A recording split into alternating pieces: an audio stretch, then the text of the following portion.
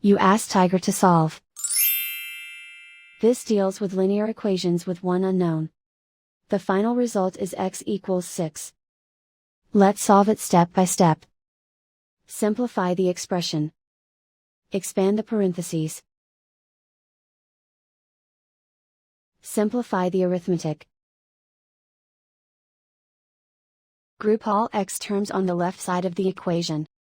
Subtract 4x from both sides. Group like terms. Simplify the arithmetic. Group like terms. Simplify the arithmetic. Group all constants on the right side of the equation. Add 4 to both sides. Simplify the arithmetic.